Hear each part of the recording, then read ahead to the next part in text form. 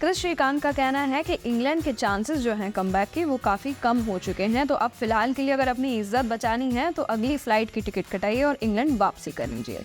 बिल्कुल, बेसबॉल की अगर बात करी जाए तो ये ओवर हाइप्ड है और ये ना सिर्फ क्रिस श्रीकांत कहते हुए नजर आ रहे हैं, बल्कि अगर बात करी जाए माइकल वॉन की, नासिर हुसैन की, तो सभी इसकी आलोचना जो है वो कर रहे हैं। उनका कहना है they can catch the next flight home. अब ऐसा उन्होंने क्यों कहा ये मैं आपको बता देती हूँ। इंग्लैंड की कंडीशन जो है फिलहाल बहुत खराब चल रही है। 434 रन से वो हारे हैं टीम इंडिया से राजकोट में। और अगर आगे बात करी जाए तो इंग्लैंड की जो अप्रोच है ना बेसबॉल वाली, वो ये है कि आपको 60-70 ओवर अगर मिल रहे हैं तो उसमें आप 400 रन बना देंगे, 500 रन बना देंगे, लेकिन ऐसा होता हुआ जो एशियन जो पिचेस हैं उन पर तो नजर नहीं आ रहा है। यहाँ पर अगर बात हम बेन स्टोक्स की करते हैं तो वो अभी भी कॉन्फिडेंट है कि हाँ भाई हम रन्स बना लेंगे, आने वाले मैच में अच्छा खेल लेंगे। लेकिन क्रिस श्रीकांत का कहना है कि आप जो है इंडिया की कंडीशंस, इंडिया की बॉलिंग एंड बैटिंग कंडीशंस को ही अडेप्ट करने में फेल हो गए, तो आगे आपके चांसेस बहुत कम है कि आप अच्छा प्रदर्शन दे पाए। बिल्कुल, रांची में होगा अगला टेस्ट और ये टेस्ट ना सिर्फ बेन स्टोक्स का होगा बल्कि पूरी टीम का होगा, बेसबॉल का होगा। अगर यहाँ पर भी जो है वो इंग्लैंड की टीम फेल हो जाती है तो फिर बेसबॉल जो है वो कहीं ना कहीं अब आउटडेटेड जो है वो होती हुई नजर आई। यहाँ पे उनका ये कहना है कि इंग्लैंड के पास जो है टैलेंट की काफ़ी कमी है और उन्होंने इंडियन बैट्समैन को काफ़ी ज़्यादा चैलेंज किया, जबकि खुद के पास जो है स्पिनिंग में एज सच कोई एक्सपीरियंस प्लेयर्स नहीं है।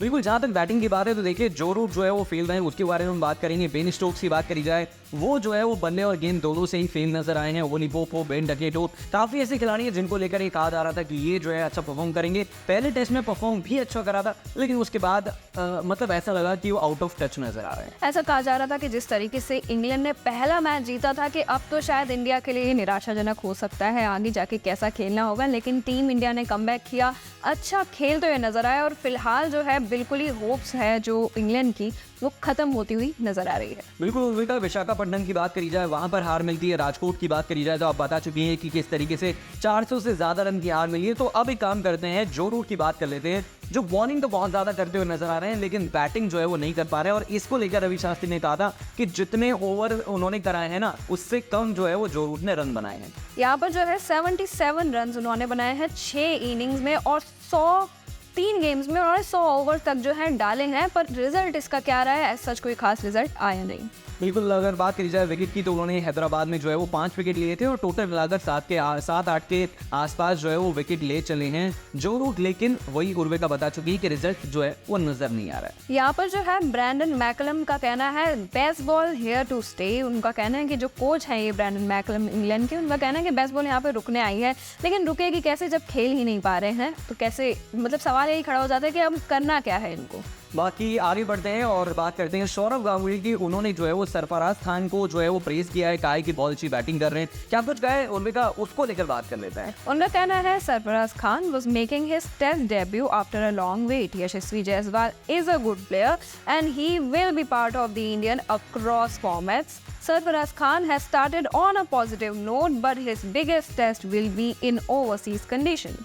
तो ये कहीं ना कहीं देखने वाली बात होगी कि ओवरसीज में कैसा खेलते हैं। लेकिन अभी 2 टेस्ट मैच बाकी हैं और एशियन कंडीशंस में भी खेलना आसान नहीं होता है, क्योंकि हमने देखा था कि शुभमन गिल किस तरीके से स्ट्रगल करते हुए नजर आए थे। और जहां तक यंगस्टर्स की बात है जिसमें जो है वो ध्रुव जुरैल का शामिल है, सरफराज खान का नाम शामिल है और रोहित शर्मा भी ये कह रहे थे कि आजकल के बच्चे हैं कोई तो इतना अच्छा खेलता है, और बाकी की उन्होंने खैर नाम नहीं लिया, लेकिन कहीं ना कहीं इशारा था कि 2-3 प्लेयर बहुत अच्छा खेल रहे हैं। यहाँ पर अगर हम यशस्वी जायसवाल की बात करते हैं तो आकाश चोपड़ा उनकी तारीफ करते हुए नजर आ रहे हैं। उनको लग रहा है कि जिस तरीके से खेलते नजर आ रहे हैं यशस्वी जायसवाल, इसमें मैन ऑफ द सीरीज का टाइटल जीत के ले जा सकते हैं। और रिएक्शन अगर हम देखें तो दानिश कनेरिया जो पाकिस्तान के फॉर्मर स्पिनर रहे हैं, उन्होंने भी जो है वो यशस्वी जायसवाल की तारीफ की है। कहा है कि Yashasvi Jaiswal is a combination of Saurav Ganguly and Virender Sehwag खुद ये कह रहे हैं कि देखिए ये जो है वो मेरी तरह खेलता है, लेकिन ओवर हाइप मत करिए। तो फिलहाल उर्वी का जिस तरीके की चीज़ें नजर आ रही हैं, 2 टेस्ट मैच बाकी हैं। इंडिया की बैटिंग जो कंसर्न थी कुछ टाइम पहले तक, और जो दिग्गज खिलाड़ी वो यही कह रहे थे कि अगर अच्छा नहीं खेलेंगे तो मुश्किल में पड़ सकते हैं। फिलहाल ये खबरें भी आ रही है कि बुमराह को रेस्ट दिया जा सकता है। तो क्या इससे इंग्लैंड को फायदा मिलेगा या फिर इंग्लैंड जो है वो अब बाउंस बैक नहीं कर पाएगी? मुझे जिस तरीके से इंग्लैंड को लेके बातें चलती हुई नजर आ रही है, मोराल जो है काफ़ी ज़्यादा डाउन हो चुका है इंग्लैंड का। अगर उनका मोराल बूस्ट होता है कहीं ना कहीं तो शायद अच्छा अच्छा खासा प्रदर्शन देखने को मिले। उसमें भी इंडिया के पास ऐसे प्लेयर्स हैं कि अच्छा खासा प्रदर्शन देते भी हैं, तो उनके चलने ना चलने, जीतने के जो चांसेस है उनके बारे में हम कुछ कह नहीं सकते। यशस्वी जायसवाल जैसे, सरफराज खान जैसे प्लेयर्स हम लोग के पास जब तक हैं तब तक हमारे जीतने के चांसेस जो हैं ज़्यादा हो जाते हैं। तो कहीं ना कहीं इंग्लैंड को अभी बहुत ज़्यादा मेहनत करने की ज़रूरत है अगर वो जीतने का सपना लेकर यहाँ आए थे तो।